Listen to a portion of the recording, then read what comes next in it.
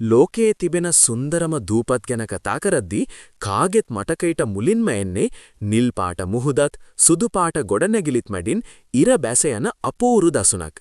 ඒ තමයි ග්‍රීසියේ පිහිටි සැන්ටෝරිනි දූපත. වසර දහස් ගණනකට පෙර සිදු වූ දැවැන්ත ගිනිකඳු පිපිරීමකින් නිර්මාණය වූ මෙම දූපත අද වෙද්දි මුළු ලෝකයේම සංචාරකයන්ගේ සිහිනයක් බවට පත්වෙලා තියෙනවා. ඉතින් අද අපි යමු ඒ සුන්දර දූපතේ චාරිකාවක. සැන්ටෝරිනි වල තියෙන විශේෂත්වය තමයි එහි දකින්න ලැබෙන සුවිශේෂී ගෘහ නිර්මාණ ශිල්පය.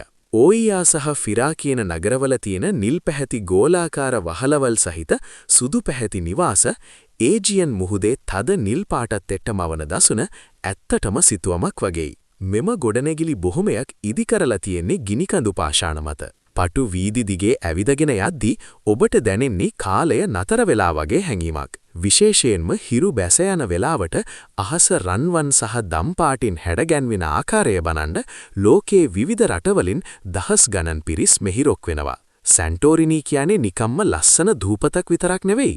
මෙහි තිබෙන කළු වැලි සහිත වෙරළවල් black sand beaches සහ රතු වෙරළ red beach සංචාරකයන්ට අමුතුම අත්දැකීමක් ගෙන දෙනවා. ගිනිකඳු ක්‍රියාකාරීත්වය නිසා ඇති වූ මේ වර්ණවත් වැලි ලෝකයේ වෙනත් කොහේවත් දකින්න ලැබෙන්නේ කලාතුරකින්. ඒ වගේම ග්‍රීක ආහාර ගැනත් මතක් කරන්නම ඕන. නැවුම් ඔලිව් තෙල්, චීස් සහ මුහුදු ආහාරවල රස බලන ගමන් කඳු මුදුනක ඉඳන් මුහුද දෙස බලාගෙන ගත කරන ඒ මොහොත ඔබේ ජීවිතේ අමතක නොවන මතකයක් වේවි. ඉතින් ඔබ දවසක ජීවිතයට අලුත් අත්දැකීමක් එකතු කරගන්න බලාපොරොත්තු වෙනවා නම් සැන්ටෝරිනි කියන්නේ අනිවාර්යෙන්ම යා යුතුම තැනක්. නිස්කලංක බව, ආදරණීය පරිසරය සහ සෝබාදහමේ අපූර්වත්වය එකට කැටි වුණු මේ දිව්‍ය ලෝකය ඔබ එනතුරු බලා සිටිනවා. නැවතත් මේ වගේම සුන්දර තැනකින් හමු වෙමු.